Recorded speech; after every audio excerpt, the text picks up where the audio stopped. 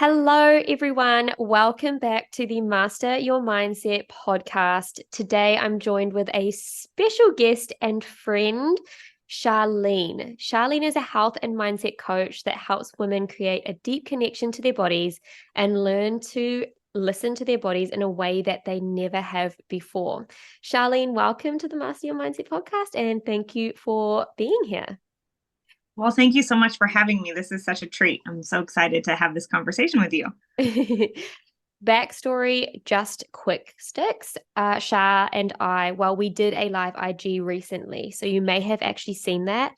So you may be familiar with Charlene already, but we did the A&A business minds mastermind. I kind of always considered it as a mastermind with Sam Daly. So that's how we met each other early last year, actually. So we've been, friends for some time. So this is going to be so good to have a conversation about everything that you do. And as I do with every guest, I would love for you to tell the audience about you and your story and journey to becoming a health and mindset coach. All right. I will keep it brief. But hi guys, I'm Charlene and I started my health and wellness journey about 14 years ago. Like most people, I mean, I grew up in a middle class American neighborhood and we did not know how to eat right. Like it was iceberg lettuce with shaved carrots and, whatever kind of dressing they put on a salad and fast food. And so in my late teens, I developed psoriatic arthritis, but we didn't know that. It was undiagnosed. And by the time I was in my early 20s, I was having a really hard time walking and like it just progressed pretty aggressively. And I had met my husband and he had worked with diet to cure he has an autoimmune disease. So he really taught me about how food can affect the body. And I started doing different elimination diets and trying different styles of eating to try to reduce my inflammation levels. And I feel like that was the beginning of my health and wellness journey and helping other people because I feel like a lot of women in particular, we follow the latest diet trends and we track our food in apps and we look externally from ourselves to find the answers when really the answers are within us. We just have to be able to quiet ourselves enough to actually listen and pay attention. Like we need to learn how to eat when we're hungry and stop eating when we're full and stop ignoring our bodies when we get to the end of the night and we're bloated or gassy or constipated. We have brain fog. We have high inflammation, we have eczema or psoriasis. Like, what is our body trying to tell us? And so, it's been a journey. And I feel like I have learned to listen to my body in ways that, like, every single doctor that I meet or chiropractor that I talk to, they're like, wow, you really know what's going on. And I'm like, yeah, because I pay attention. You know what I mean? Like, I'm very in tune with my body. And I want that for other women. I want that.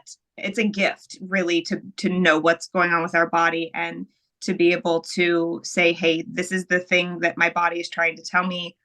How can I support my body instead of how can I take a pill or do this to try to fix it? It's like, well, let's get to the root cause instead of just putting a band-aid on it. So Mhm. yeah.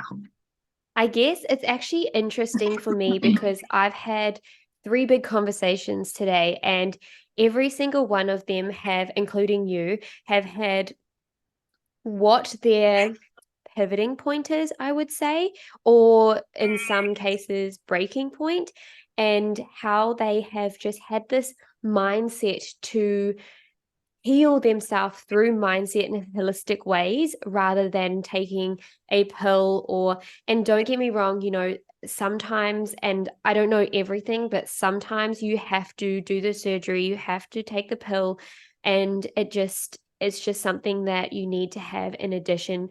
But it's also really cool to see that some people are really starting to use holistic ways, food, and just mindset work, body movement, all of these things to help heal them as well. So that is really cool and a journey. And I didn't actually realize that your husband had an autoimmune disease too. So that's really cool. You were in it together. I love that. Yeah, he is so supportive. Anytime I'm like, all right, I'm doing a low FODMAP, SIBO, paleo based diet, and I have no idea what to eat. He's like, I'll find you some recipes. And I'm like, yes, it's like, Oh, it's a team. So it's really nice. yeah, that's awesome. So I think let's start with food freedom then. I know that you coach on this, and I would love to know, in your opinion, what is food freedom and how can we achieve it? So food freedom to me is being able to create a plate of food and not have guilt behind it, to be able to know how to eat properly for your body, with and like how to structure, like just being able to eat enough food throughout the day to feel sustained, to feel fueled, to have the energy throughout the day, to not be reaching for coffee at 2 o'clock in the afternoon. Like, how can you eat properly for your body so that you have the energy throughout the day, so that you have vitality, so that you have good health, so that you don't get to the end of the day with brain fog or bloating or, other symptoms? How can you reduce your inflammation levels through diet, right? Because that's been such a big thing, especially with autoimmune disease. And I feel like there's a lot of just autoimmune conditions that we kind of just put band-aids on, or we ignore. And I feel like food is the cause of a lot of that. So if you're putting the wrong food in your body, you're causing inflammation, you're causing gut dysbiosis, and that causes more inflammation in your body, which causes all of the symptoms. So if you learn how to eat the right foods for your body, because we are all so different. So there are so many foods that other people can eat that are so good and so healing. Whereas if I eat them, they're going to cause bloating or trigger inflammation in my body. So the whole idea for food freedom is not for me to hand you a meal program that teaches you how to lose weight, or how to eat in a calorie deficit. I'm giving you a program that is going to teach you what foods make your body feel good, what foods make your body run good, your brain work good, lower your inflammation levels, feel the best in your body. And then it also dives into the deeper inner work of the subconscious mind and how to reprogram our habits and our thoughts that get us stuck, right? Because anyone, and most women, we've done the diets, we've done the calorie deficits, we've done the eat less move more, we've tracked in apps, we've done keto, we've done paleo. Why do we keep going back to eating the way that we did before? Why do we keep starting over? And it's because deep down we have thoughts and beliefs that, one, maybe we don't believe that we deserve it, or maybe we think that our idea of beauty is an unattainable thing. So our brain is subconsciously sabotaging us, because it's like, well, if I can't look like the supermodel, then screw it. Like, what's the point? Or I'm not getting to my weight loss goals fast enough. Screw it. I'm going to eat the whole carton of ice cream and go into this negative shame spiral. Let's stop the negative shame spiral and create new healthy habits that set us up for success. Like, stop giving up on your health and fitness. Like, it's not an end goal. Like, it's a lifelong thing. It's not a start and a finish. Like, we never end. You know what I mean? Because there shouldn't be an end. It's not like a 12-week program and then it's done. Food freedom sets you up for the rest of your life, because it's going to teach you how to take this throughout the rest of your life, and how to continuously eat right for your body, how to take it with you on vacation, how to alter recipes, so that you can create a lifestyle that works best for you and your body, instead of, well, here's your 12 weeks, you're going to lose weight and you're going to feel great, but then you're going to go back to your old eating habits and patterns. Like, we're going to figure out what those old eating habits and patterns are, so that we can reprogram them and move you in a healthier direction moving forward. Yeah, absolutely. I'd be interested to know your opinion about this. I have like a little scenario, and this is because I see this often in my own life. Okay, so you have someone's having a birthday, let's just say, and there's obviously cake. So you have the one person who is happy to eat the cake and they have no guilt. And then you have the next person that is conscious about eating this cake, trying to make the decision, but they really want it and they're really thinking about it. And they're like, oh, I don't know, I shouldn't eat this cake. It's not good for me, but it's just that one piece of cake. What do you think the struggle is in that person who has guilt around eating the cake over the person who doesn't have guilt eating the cake? I think that there's a lot of different issues or thoughts and beliefs that we have around what cake symbolizes or what it means. There are people who struggle with just eating one piece of cake, right? And maybe they can't stop eating. And so they're afraid that if they eat the cake, that they're going to start going on like some kind of a binge cycle, or that they're going to want to eat the whole cake. Okay, well, where does that thought come from, right? So there are people, for me in particular, I came from a household that didn't have a lot of money. And there were times where like it was just us kids at home, and the food that was in the house was the food that was in the house. So I came from, when I got to a point where I was now safe in my home and there was readily available food, if there was something, it was like, well, I have to eat that because there might not be some later, So I had to discover that mindset block of like, okay, I'm safe now. There's more than enough food. I don't have to eat all of it, right? Like I can just have a piece and let it go. But it's figuring out that thought process for some people.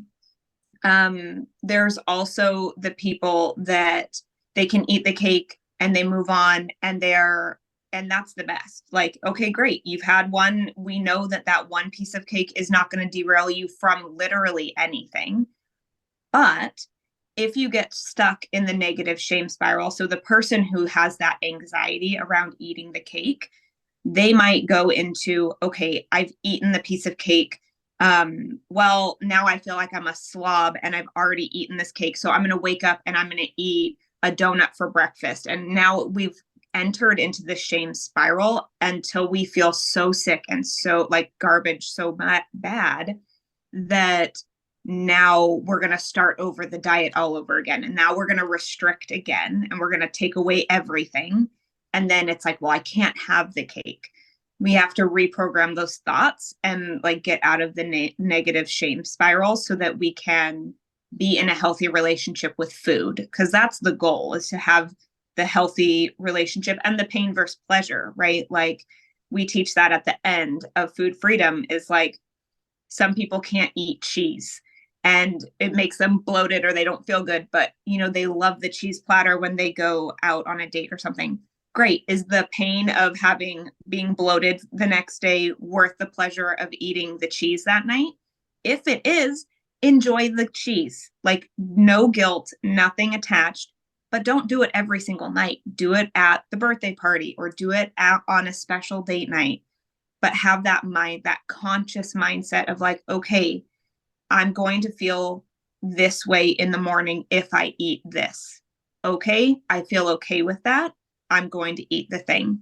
Fantastic. I love that. You know what I mean? Like taking that negativity away from the food and just making it a pain versus pleasure, Mm-hmm.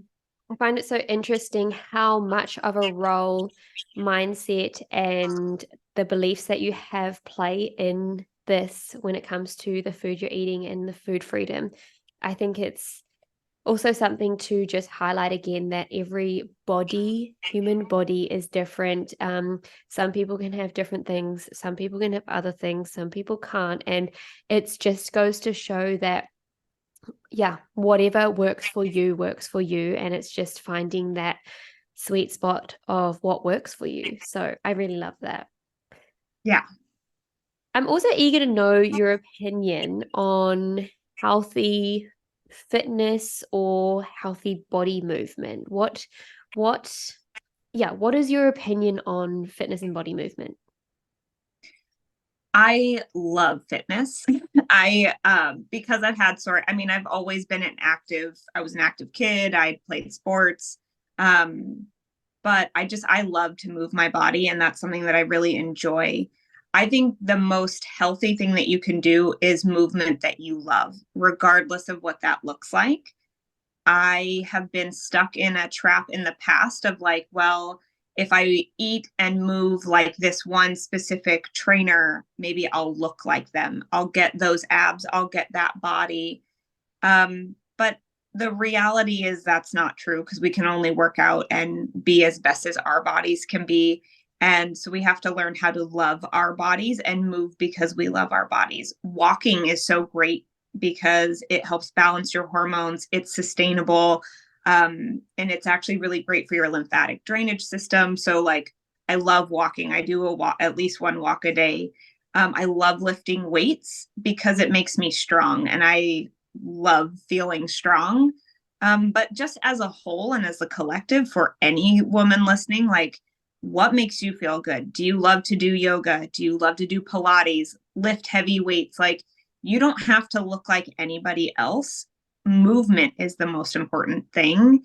And yeah, because I have psoriatic arthritis, there's a lot of days where I haven't been able to move. I haven't been able to walk. And so it's such a gift and a blessing for me to be able to do those things. So when people are like, oh, you're so lucky that you get to do this, it's like, no, like everybody is showing up in a way that they can and just show up the best that you can for yourself every day and do it for you, not for someone else and not for a goal. I guess goals can be really helpful and motivating, but for me personally, I had to let go of like body result driven or body goals results because I was hurt. I would like push myself to a point of like hurting myself. And it was like, that's not worth it because it's not sustainable. And then I can't move for a couple months. And I'd rather be able to move every single day than to push really hard and then go into a flare or something. So I'm laughing because I've definitely found myself in the phase of pushing myself too hard. And it's actually something that I've been more conscious about recently is that I used to work out very hard. I used to do CrossFit. I was the strongest I ever was. Like I used to just, working out was my thing. And that's what I loved to do for so long. And I was so strong. And then I got this idea to become a mindset coach and I wanted to start this business slowly.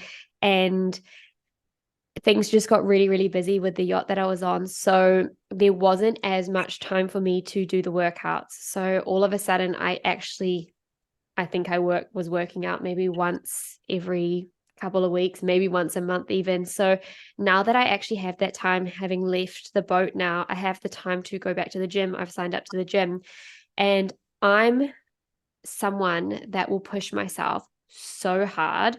So is my boyfriend. So in that sense, we needed to find a balance for ourselves.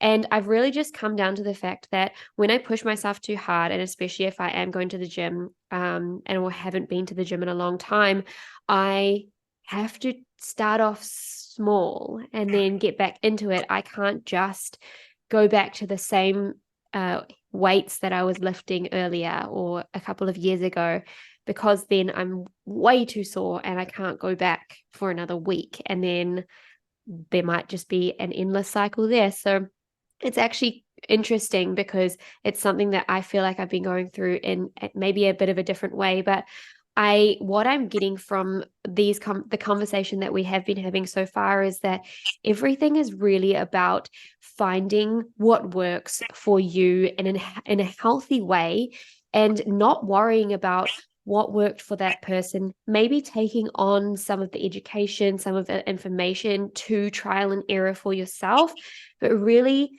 finding what works for you, not everyone else. So I really love that because it's such a conversation that's based around, who are you? What are your capabilities? What works for you? It's just like ultimate self-love, in my opinion. And I really, really love that.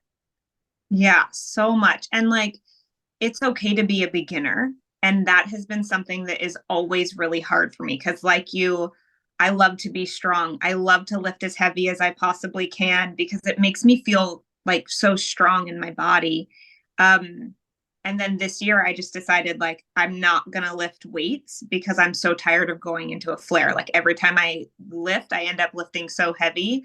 that my body just can't recover. And then it takes me forever to recover and come back to working out. And so I just started lifting weights, and I only do, 3, maybe 4 days a week. And I'm like limiting myself to like lower weights so that I can be sustainable for now, and work up my strength instead of pushing really hard, really fast. So I think you're doing a great job, and just like have that constant reminder of like, I'll get there. Like, I'm going to get to my goals. It's just not going to happen in the time that I have allotted in my brain. Cause I feel like we give ourselves like a time frame of like, well, I have 3 months, or I'm going to a wedding, or I'm going on vacation, and I have to look this way by here.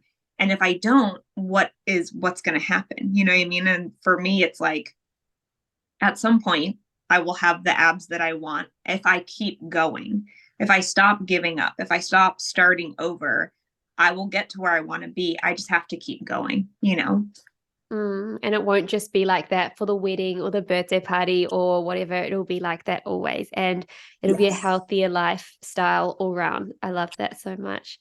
So I would love to move into the mindset health side of things. Not that we haven't been talking about mindset the entire time. We for sure have been. But how important do you think it is to do the work on your mindset? It's more important than eating food for me.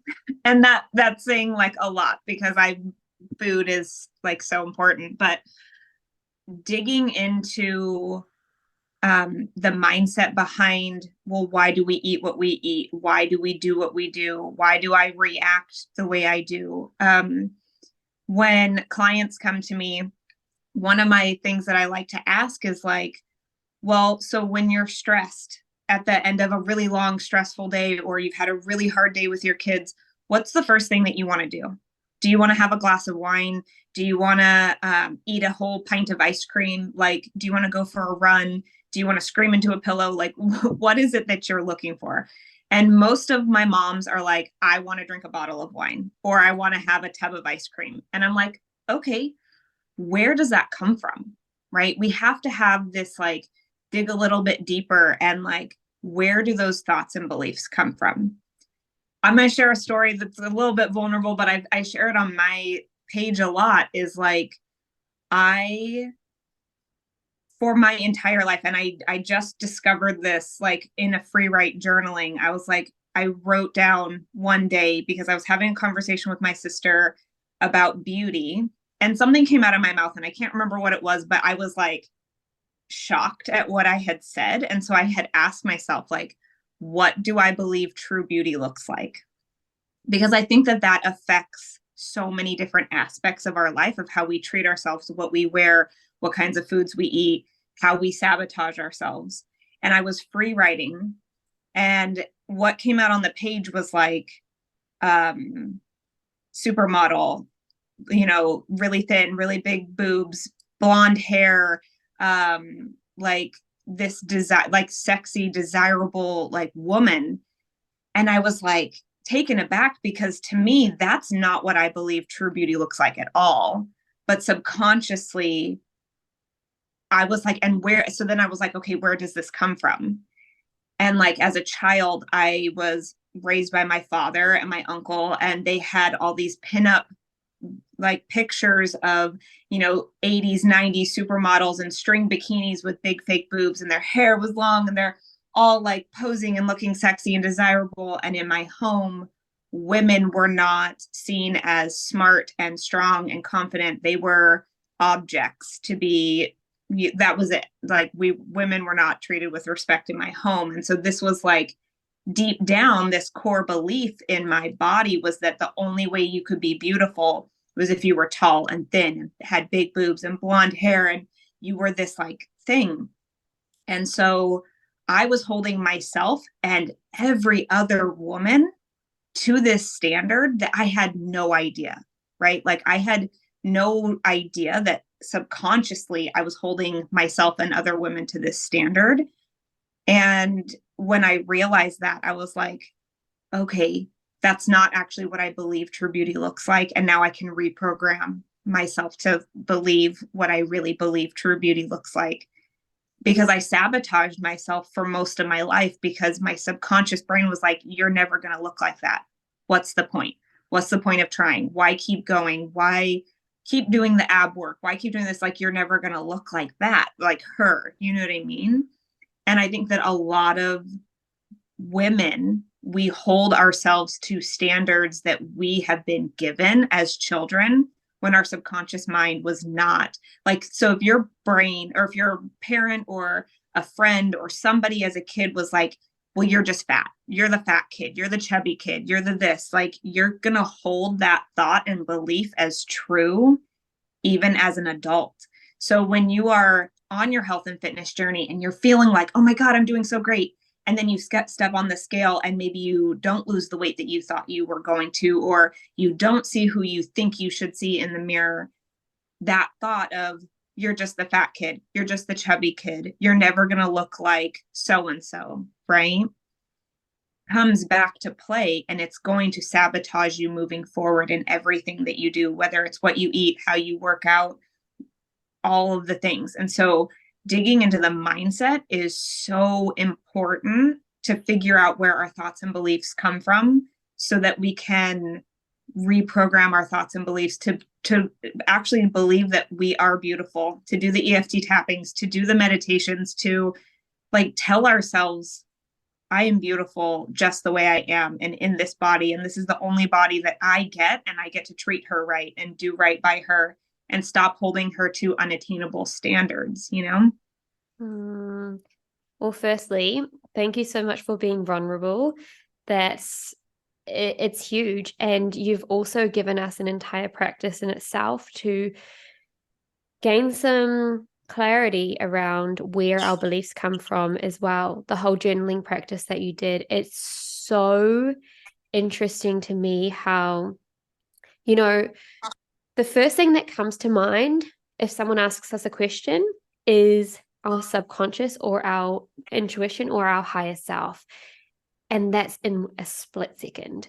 The next thing that comes in is our ego and gives us an answer that is going to keep us safe, that is going to keep us small, and not putting a bad name on the ego. The ego's job is to protect us 100%, but that is what it is. So when you speak about doing your journal practice and what came out on that page, and you looked at it and you said, wow, this isn't what I thought I believed true beauty is, but your subconscious is essentially what you think and believe to be true. So that's such an incredible find. And thank you for giving us even that practice that we can do at home as well, because it's all about that self-inquiry so that you can see where these beliefs come from and what part of my life did I get that belief from. And it brings up a memory for me. I grew up with a lot of guys, and, being on the yachts, there's a lot of guys, and I just gel well with guys a lot. So we would always go out, be walking up the street, be wherever we are. Or even on Instagram, they're showing each other these girls or this new person that they're following or the supermodel or whoever it might be.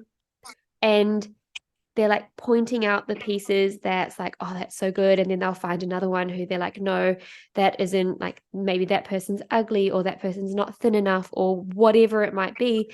And this happens all the time. It actually got to this point where I spoke up a few years ago to some, because guys will be guys, boys will be boys. They don't mind. They don't care. This is how they bond. This is it.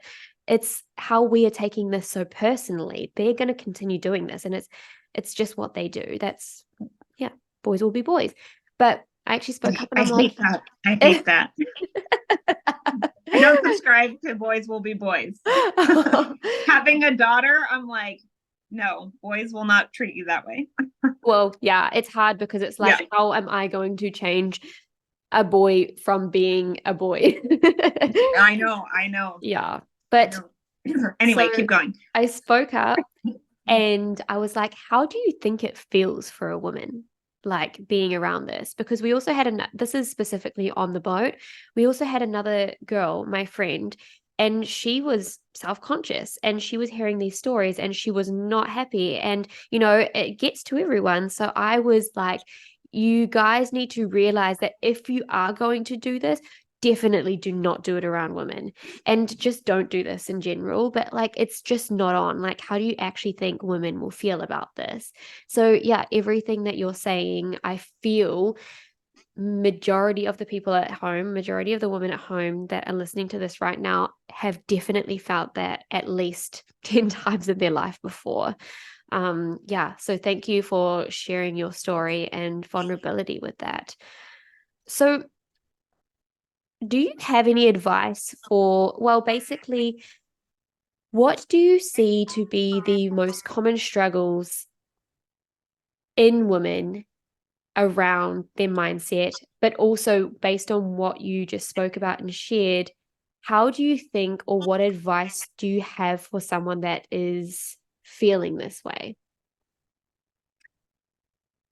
I have found, and even with myself, is that, and with my clients, is that a lot of people don't or haven't even looked at the mindset aspect, especially when it comes to food and just living a healthier lifestyle in general. They look towards, they want to just find the answer, right? So it's like, give me the answer. How do I lose weight? Eat in a calorie deficit. Okay, I can do that. Or I want to gain muscle. Okay, I'm going to look for a program that is like, I can build muscle this way. I have to eat this way in order to gain muscle. Okay, I can do that. When we ask women to slow down and actually start asking themselves questions, and I like to ask women open-ended questions, and journaling, I feel like, is what really helps get it out, like the subconscious beliefs, the subconscious thoughts, the things that hold us back. Journaling is going to be one of your best friends, just because a lot of the time we don't know why it is that we think what it is. We have to like ask ourselves some open-ended questions. So like, if I showed up tomorrow as my next level self, how would I act differently? If like I have trouble eating one piece of cake, why? What is the belief that I have if I eat a piece of cake? Right? Like, do I feel like I'll go out of control? Do I feel like I can't stop eating the cake once I start eating the cake or the cookies or the crackers? Okay, why? Why do I feel like I'm out of control? Where does that belief come from? You know what I mean? And then digging deeper and asking ourselves, okay, well, why? And then we can figure out where those thoughts and beliefs come from so that we can say, okay, actually, I do have control of my situation. I do have the ability to stop. And if I don't feel like I have the strength and ability to stop right now, I can either walk away, I can throw the cake away, I can, you know what I mean? Like, I can remove whatever it is until I have the control to do what it is that I need to do or feel good in my body. I feel like I lost track of the question. No, well, you were right on it. It was just, what advice would you have for someone that's having these feelings and these struggles and these, yeah. Yeah. So I feel like being able to ask ourselves, why are we having the struggle? What is the actual underlying problem? Because that's what we want to get to. We want to get to the base of, well, where does that thought and belief come from, so that we can figure out how to, one, solve the problem, because we can't solve a problem unless we know what's causing it. And yeah, just start asking ourselves some questions, digging a little deeper. Yeah, thank you for that. And then I would like to maybe turn it to a different direction, kind of. But I would love to know what you would consider the best healthy girl habits. Ooh, I love healthy girl habits. And again, this is going to be personalized to everyone because everybody's going to need something different. Like I said at the beginning, like, I am someone who, I really feel into my body and I'm like, what is my body trying to tell me? What is it that I need? And so right now I'm in a stage of my personal life of like, I am trying to heal my immune system and kind of, so I got into fasting, right? So I'm like, okay, how can I use fasting as a tool to heal my gut, to heal my immune system? And in doing so, I was like, okay, I've started fasting, I've done this, and I'm putting on weight. When normally, when you start fasting, you lose weight. I'm like, okay, instead of shaming and hating my body for being like, I can't believe you would gain weight. Well, why am I gaining weight when I'm fasting? I ask that question. Your detox pathways are closed. You need to learn how to open up your detox pathways. Okay, I can do that. That's lymphatic drainage, that's dry brushing, that's castor oil packs on the liver, that's supporting the liver with lemon water and bitter foods, and incorporating those into my daily life. And so it's really about, for me, healthy girl habits is really, what is it that your body is telling you that it needs right now? Like, yes, you see on Instagram and on YouTube, it's like, I drink a lemon water in the morning and I make it look so aesthetic and beautiful. And I am going to do this like really extravagant skincare routine, whatever. And for me, it's like, well, what does my body need right now? And how can I support it?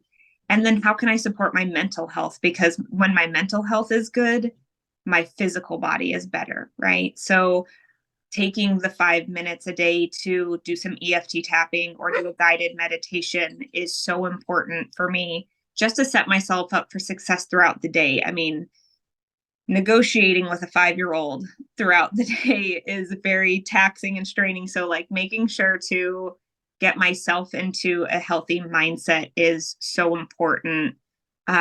So mindset for me is one. If you guys are, for the listeners, I think the most important thing is like have some form of either journaling, meditation, or an EFT tapping practice.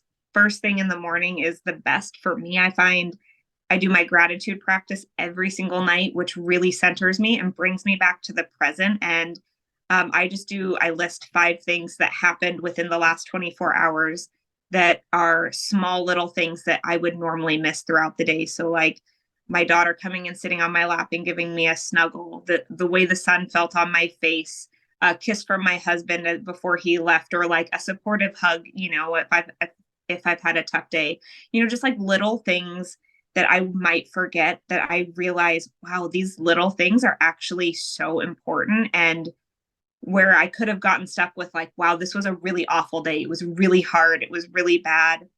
I can always find at least 5 things, right? Like I can always list more, but like I can at least find 5 things, even on my hardest days, the days I can't walk, the days I'm really sick. I can always find something to be so grateful for. And going to sleep with a grateful heart will change the way you wake up in the morning. It changes your thought process. And then you have that mental, like, to show up for yourself the next morning. Yeah. And then just like tuning into what your body needs. Like, do you need to eat more greens? Do you need more salad? Like, what is your digestion telling you? Yeah, like that's for me, healthy girl habits is like, make sure your gratitude's on point, and it doesn't have to be perfect and not every day, like, but just like do the best you can. And if you can just like say them out loud to yourself, like you don't even have a journal, just say what you're grateful for before you go to bed. And I'm telling you, it will change your mindset like 100%. I love that. And I just want to touch on the gratitudes as well. I feel like we often forget one important step. Not everyone, but this is a reminder, if you feel you have forgotten the step, is to think about your gratitudes, and say them out loud, but also feel them. And I guess Yeah. that comes with the first step as well, is actually think, like start thinking. And I love when you say, even on your hardest days, you can still find at least 5 things to feel into gratitude for, because it's so true. I see it often, and I've actually had this with my dad a couple of times, where he will say, I've had a shitty day today. And I'll say, give me one thing that has really worked well in your day today. And he'll actually have to really think about it if he is having one of the shittiest days. And then he'll find something. And then I'll say, okay, what's another one? And just give him that time and that space to think and come back into a space of gratitude and realize that it wasn't a shitty day. There were shitty moments, but there were also some really beautiful moments, some really amazing moments as well. So let's not label it as a shitty day. Let's just say, I had a day and there were some good moments and there were some not so great moments as well. And then I think the human bias is to think about the negative always. It's always to think about the negative. So when we actually give ourselves that time and that space to think about the positives that have happened in that day, that'll leave you with a happier heart than dwelling on the negatives. Because yes, the negatives, what you deem as negatives, might have happened in your day, but also there were definitely positives. So yeah, I just love touching on the gratitude piece and making sure that you're actually feeling into it. And I really love that. Like, how special are those moments when you say, like, your daughter coming in giving you a little cuddle, or the kisses before your husband goes to work? Those are really precious moments that we do often forget about, and we just let pass by and don't really celebrate that this is a thing and this is the life that I am creating and this is what I have. And I love gratitudes. I'm here for it. Me too. And I love the way you said it. I love the fact that honestly, the way when you choose to see the positive in your day and stop focusing on only like the negative, the really hard things, it actually changes our whole trajectory of our life, because we can either think, wow, my life is so shit, or my life is so hard, everybody else's is so easy, everybody else has it so great. But it's because like maybe you're seeing somebody who's focusing on the positive things, like, and actually choosing to live into the positive things instead of living into the negative, right? Because we can keep the negative going and stay in those negative cycles.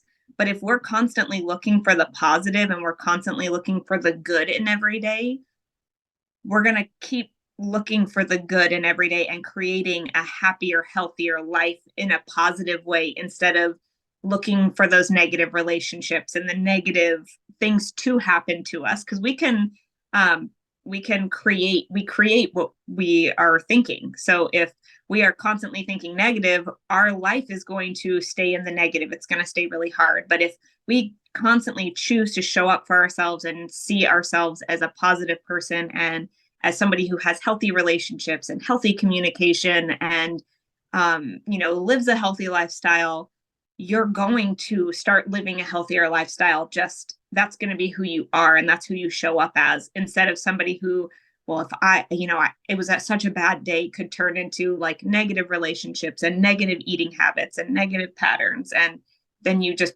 keep going in the negative way. So yes, when we focus on the positive and we focus on our gratitude, it's not just like in the moment, it's actually creating our reality, and it's creating our future reality too. So mindset has everything to do with everything. Yeah, 100%. I absolutely love that. And it will eventually start to just becoming naturally for you, and it will just be your lifestyle. It won't even be like you trying so hard to be focusing on the positives. It'll just be a positive life and a positive reality, and you created that. And I love that. We always have that choice. We can focus on the negatives, or we can really try and choose to focus on the positives. Yeah, I really, really love that. I have one more thing for Yeah. anybody who's out there thinking like, wow, it must be so easy for them to think positive. They have all this stuff. I just want to take it back to 5 years ago after I had my daughter. It'll be really quick. I could not walk. I was in the most pain I had ever been in. I was drowning in newborn life. Like, I hadn't slept in months.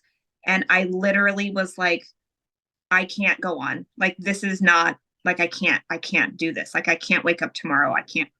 And I literally went online and I was like, I can't move. Like, I couldn't physically walk at the time because of my arthritis. And so I was like, what is something I can do to change this? Because like, I can't keep going in this way. And it literally was like, focus on your gratitude. And I was like, okay. And so I did gratitude every single night. And then it was like, how can I make my life better, 1% better every single day? And gratitude actually saved my life. Like that was how I got out of pain. That's how I got out. That's how I became able to focus on the positive so that I could learn how to start walking again and like doing all the little things, taking the baby steps. So yes, you may be in a really hard situation. It may feel like really bleak and really like desolate at the moment, but I promise just focusing on the positive, it will change the trajectory of your life, I promise. Yeah, 100%. Thank you for sharing that. I totally, totally agree. And so something that I find very, very important in my life, and I feel it's something that I ask all my clients as well, is what are your core values in life? Ah, there are okay. So I used to focus, I feel like, on like I had to be professional and I had to be very show up in this very like whatever way because I used to be very like I had to survive and make make money and that's what my values were. Um and now I feel like I'm much softer in the fact that like I just want honesty and healthy communication. And I actually wrote down some last night because I was like I just like refocusing on like what do I want to teach my daughter to be her core beliefs, right? Because everything changed for me when I became a mom in so many different ways, but like gratitude was one, connection, dependability, healthy mind and healthy body, having empathy and patience, being able to be creative because as a kid, it was like creativity and like living your dream or being who you wanted to be was like everything was squashed. And so like now I'm like, I want to be creative. I want to be able to like I love creating content and yeah, creativity is a really big one for me. But yeah, just like I feel like a softer side is like really important for me right now and like really showing that empathy and kindness and yeah. That's so beautiful. I love all of those core beliefs. Oh, sorry, those core values. I think I love hearing different people's core values and why they have those and what they really mean to them. I can really feel into like what they mean to you. So I really, really love that. That's beautiful. And especially for your daughter as well. I can just see that connection or feel that connection between you and your daughter, and it's so beautiful. What are your core values? I'm curious. Ooh. Okay, so I'm totally for core values to change with each season of each person's life. Agreed. And so I was contemplating this not too long ago. So some core values that I had maybe 2 years ago, I had them for a solid year. And then I kind of stopped thinking about them. I'm not sure why, because they were so natural to me. So when I was thinking about my core values the other, however long ago it was, I was thinking about what really feels right for me at this stage of my life. And they were the exact same, truly. So my first one is connections, Yeah. connections with myself, the connection with others, the connection in my relationships, the connection with my family, the connection with, when I was on the yacht, the people that I worked with, the connections through all the courses that I do with the personal development. Just connections is such a huge one for me. The next one Yeah. is freedom. Freedom in all shapes and forms. So, first of all, it was time freedom, then it was financial freedom, then it was emotional freedom. And now for me, it's just freedom as a whole, freedom in everything. And then I have experience. So I'm just someone that I'm quite a nomad at the moment. So I love to experience the world. I love to experience different cultures. I love to experience different personalities, different people. Experience for me is just something that actually is quite broad. Like I like to experience new things. I like to try new things. I like to experience. And then I the love other it. one for me is learning. I absolutely adore learning, self-learning. This is why I'm so into personal development as well. I feel like I am such a diverse person who wants to speak about so many different things and so many different topics and learn so many different things in this world. Like I could literally speak so much to you about space right now. I've learned so much about that with my boyfriend. I love talking about the menstrual cycles. I love talking about Oh, travel, yes. all the things. I could speak so much about everything. So learning for me is super important. And I would consider those my 4 core values. Thank you for I asking. love it. Yes. Oh my gosh, I love it so much. I'm like, yes, I agree with that. Yep, totally right there with you with that. Exactly. I miss having freedom. One day I will have that again. 100%. So, yeah, I highly encourage for the listeners at home to really dive deep and inquire with yourself, what are your core values? Because we can value so many things, but I think it's the core values for me that really feel if I live by these core values, all the time, then I'm feeling I'm living a fulfilled life in my own meaning. So, yeah. I love it so much. Sha, thank you so much for coming on. Please, can you tell us where we can find you so we can see all of your amazing content and access your beautiful services? Yes. So you can find me at Charlenetown _ on Instagram or Charlenetown on YouTube. And yeah, I would love to have you guys come join. I feel like YouTube is more like what I eat in a days and like actually showing you what's going on in the day-to-day life. And then, well, I guess Instagram does that too. I do show up on stories and all that kind of stuff over there. But yeah, both Instagram and YouTube is where you can find me. Amazing. Thank you so much again for giving us all this value that you have. I really appreciate you coming on. Thank you so much for having me. This was such a I almost said blessing. This was awesome. Thank you so much. I love it.